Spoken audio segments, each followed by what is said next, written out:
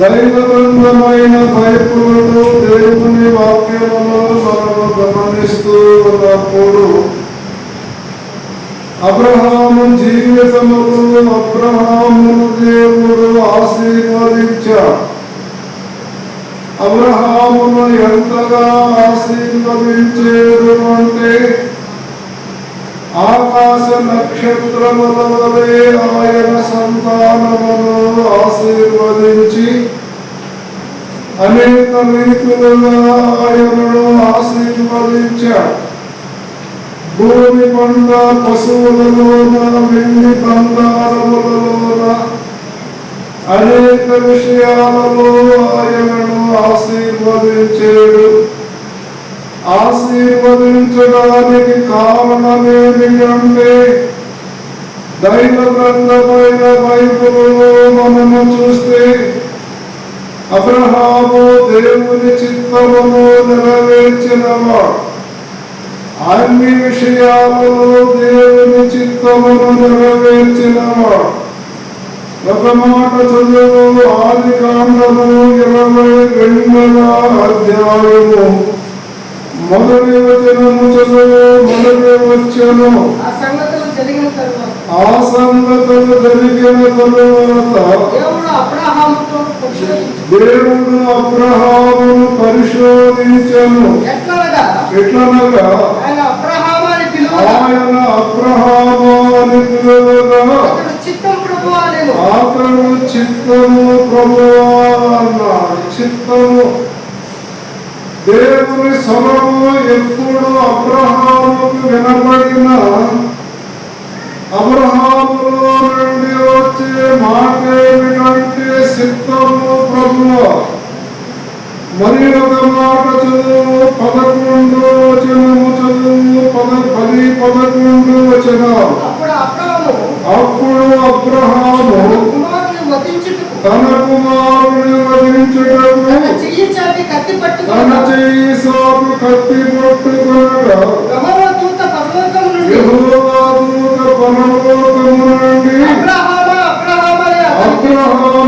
అబ్రహామా అని అతన్ని పిలిచాను. అందుకతడు చిత్తము ప్రభువా. చిత్తము పురాతనలో దేవుని పిల్లలమైన మనం దేవుని చిత్తమును నెరవేర్చే విషయములో వెనుకంజ వేయకూడదు. అబ్రహాము అన్ని విషయాలలో దేవుని చిత్తమును నెరవేర్చేడు కనుక అబ్రహామును ఆశీర్వదించేడు. ఎంతగా ఆశీర్వదించేడు అని మనము గమనిస్తే కింద 17వ వచనము చదువు. 17వ వచనము నేను నిన్ను ఆశీర్వదించి ఆకాశ నక్షత్రముల వలెను సముద్ర తీరమందలి ఇసుక వలెను నీ సంతానము నిశ్చయముగా విస్తరింపజేసెదను. నీ సంతానమును నిశ్చయముగా విస్తరింప చేసెదను అన్నాడు. దేవుడిచ్చిన వాగ్దానము అబ్రహాముకు వాగ్దానం ఇచ్చాడు.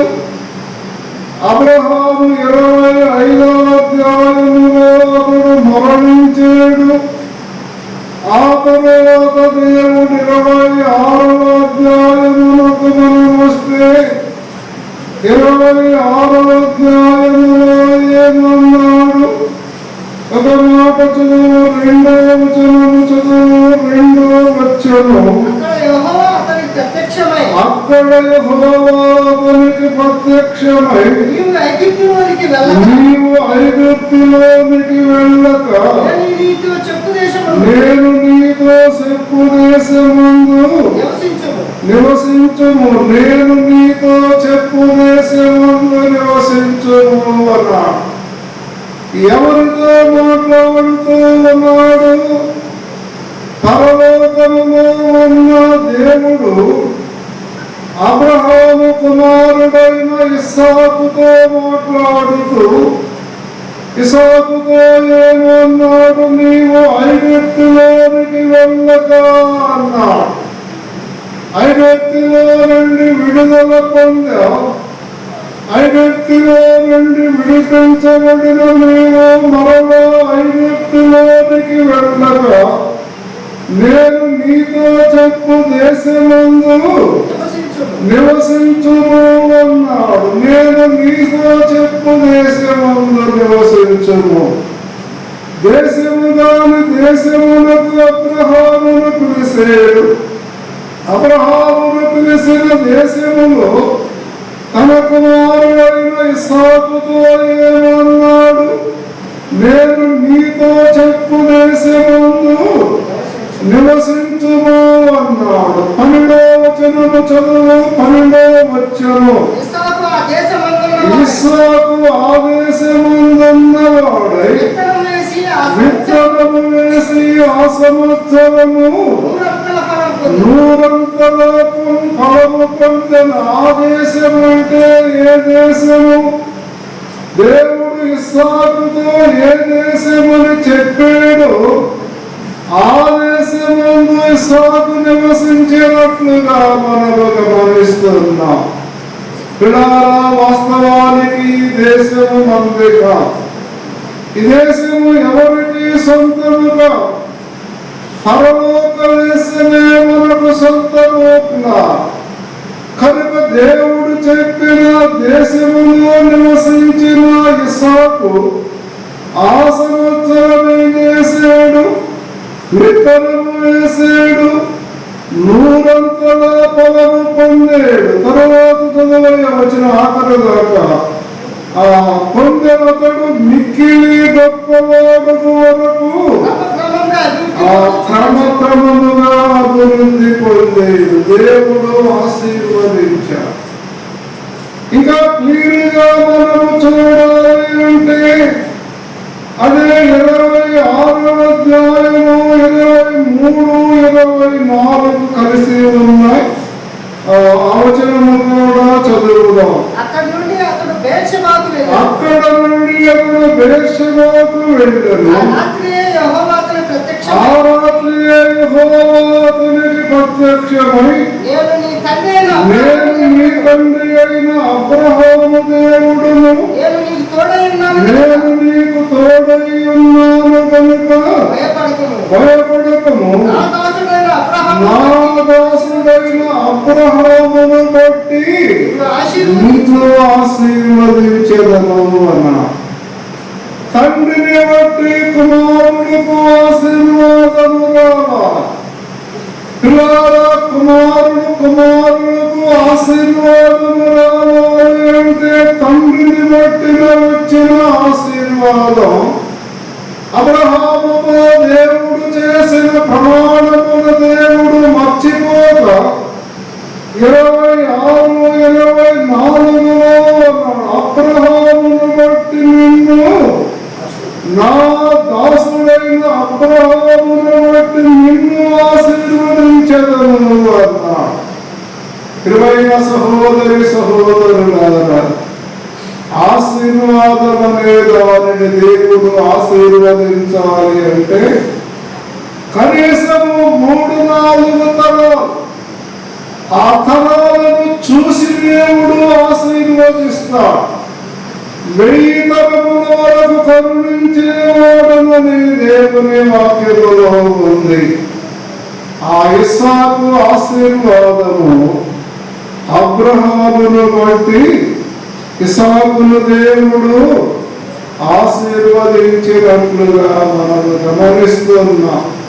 మన ప్రియులు మన పేరుమయ ఆయన జీవితములో మరి ప్రభువుని నమ్ముకొని దేవుని సన్నిధికి వెళ్ళి దేవుని ఆరాధించిన సత్యము నేను చూసే ఆఖరి దినాలలో ఆయన క్రమము తప్పకుండా ప్రభువుని సేవించి ఆరాధించాడు. ఆయన మరణము తరువాత కుమారుడును దేవుడు ఆశీర్వదించినట్లుగా అబ్రహాము జీవితంలో మనము చూశాం. అదే వరుసలో వినోద్ కుమారులో కూడా మనము గమనిస్తున్నాం. ప్రియమైన సహోదరి సహోదరులారా, ఆశీర్వాదము అంటే కంబుల దగ్గర నుండి ఆశీర్వాదము ప్రారంభమవ్వాలి. అబ్రహాము నీతిమంతుడిగా మార్చబడ్డాడు. అందుకే దైవ గ్రంథమైన బైబిల్ చెప్పింది. సామెతల గ్రంథము 10వ అధ్యాయము 7వ వచనము చదువు. సామెతల గ్రంథము 10వ అధ్యాయము 7వ వచనం. నీతిమంతుని జ్ఞాపకము చేసుకొనుట ఆశీర్వాదకరమగును అన్నాడు. ఎవరిని జ్ఞాపకం చేసుకోవాలి? నీతిమంతులను జ్ఞాపకము చేసుకోవాలి.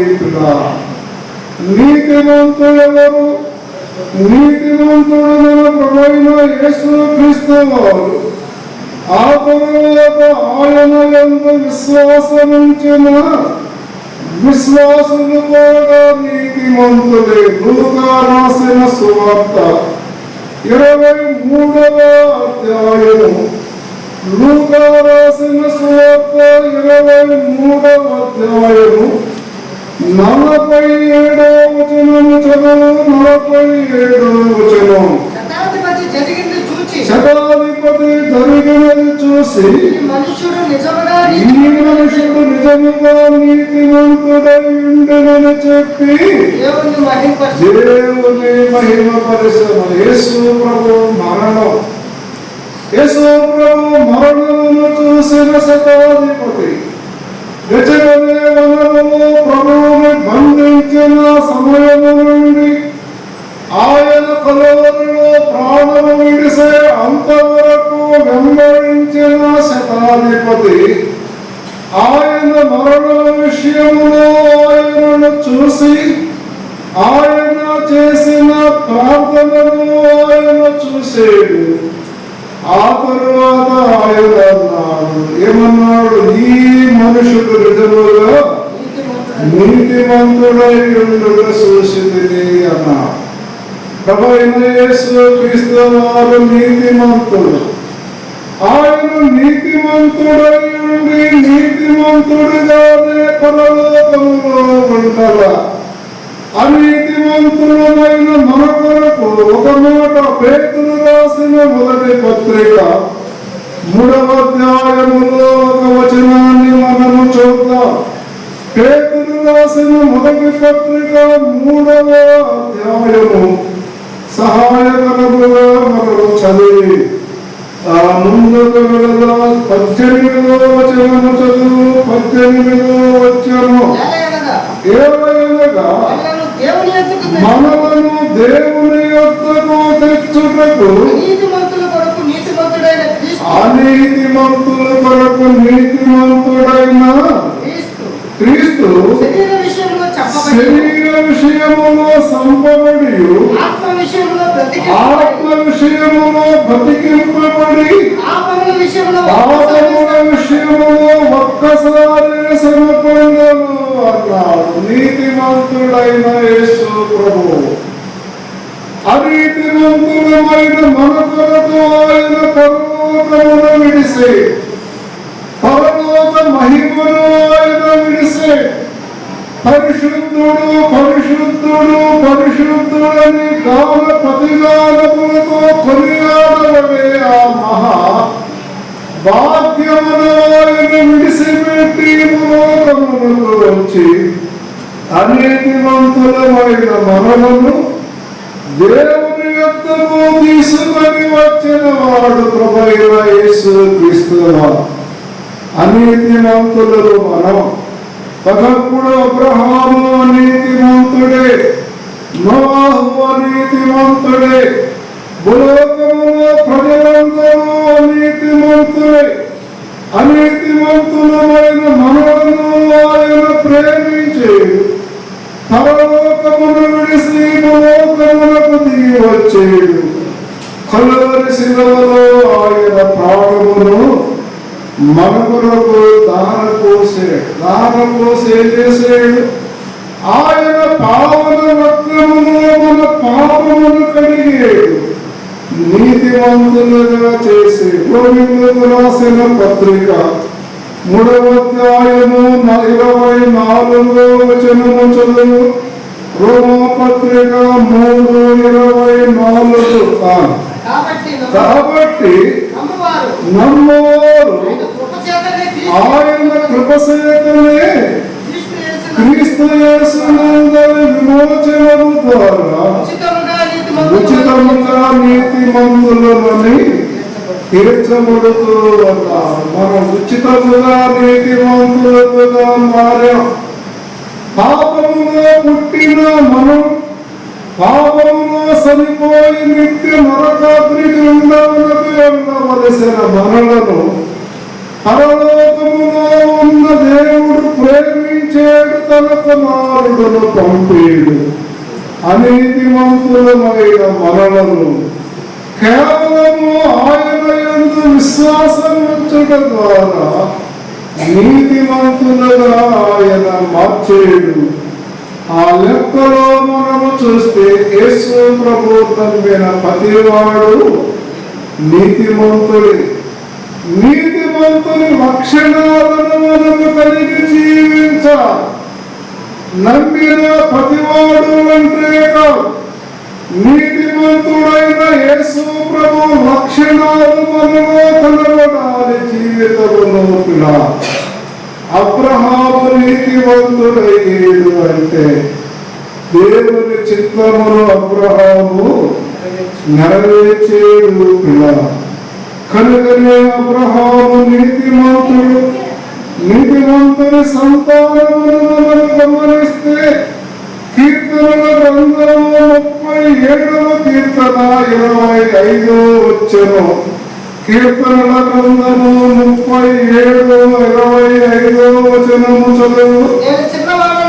నేను చిన్నవాడనై ఉంటిని, ముసలివాడనై ఉన్నాను, ఆయనను నీతిమంతులు విడువబడుట గాని వారి సంతానము భిక్షమెత్తుట గాని నేను చూసి ఉండలేదు అన్నాడు. నీతిమంతుల సంతానం.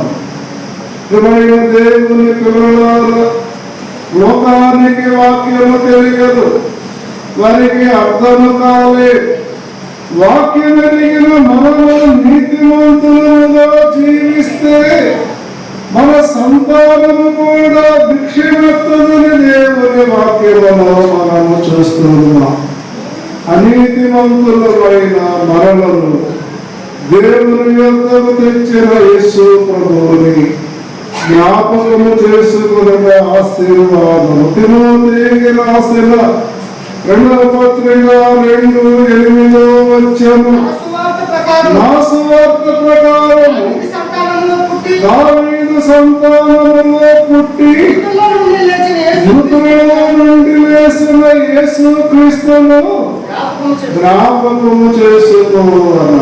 నా సువార్త ప్రకారం పౌలు భక్తుడు సువార్త ప్రకటించాడు. ఆయన సువార్త ప్రకటిస్తూ ఏమన్నాడు?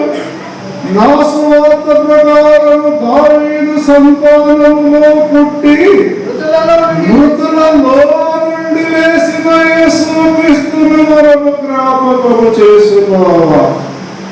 మృతులలో ఉన్న వారి ద్వారా మనకు ఏమాత్రము ప్రయోజనము మనకు కలగదు. ఇప్పుడు దాకా మనం విన్నా మృతులు దేవుని స్తుతించాలి, సజీవులమైన మనమే ప్రభువుని స్తుతించాలి, ఆయనను పూజించాలి. కనుక మృతులలో నుండి లేచిన వాడు యేసు ప్రభు. ఆ తర్వాత మృతులలో నుండి లేచిన వారు తెస్సలోనీయులకు రాసిన పత్రిక 4:16 వచనము చదువు. ఆర్భాటముతోను దేవుని కోరతోను పరలోకము నుండి ప్రభువు దిగి వచ్చును. క్రీస్తునందు మృతులైన నీతిమంతులు వేసేవారే నీతిమంతులు. యేసు ప్రభు నీతిమంతుడు, ఆయన దేవుడు. ఆయన వచ్చేటప్పుడు వేసేవారే నీతిమంతులని మనము చూస్తున్నాం. కనుక నీతిమంతుని జ్ఞాపకము చేసుకునుట ఆశీర్వాదకరము. పౌలు భక్తుడన్నా, నా సువార్తకుడు దావీదు సంతానములో పుట్టి మృతులలో నుండి లేసిన యేసు క్రీస్తును జ్ఞాపకము చేసుకో.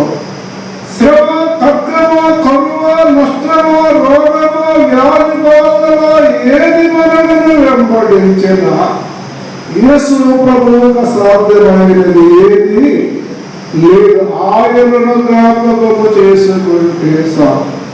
పరలోకములో ఉన్న దేవుడు భూలోకములో తన పిల్లల యొక్క ప్రార్థన అంగీకరిస్తాడు. ధనవంతుడు దాతన చేసేడు కానీ ప్రయోజనము లేదు. ప్రియమైన సహోదరి సహోదరులారా, లోకములో నీతిమంతులుగా దేవుడిని ఆరాధించి పూజించుట, ఆయనను జ్ఞాపకము చేసుకునుట, ఇలాంటి కూటాలలో ప్రభు ప్రేమను, ఆయన చూపిన కృపను ప్రజలకు ప్రసరించుట ఎంతైనా మంచిదని దేవుని వాక్యము ద్వారా మనము హెచ్చరించబడి దేవుని వాక్యాన్ని ముగిస్తున్నా.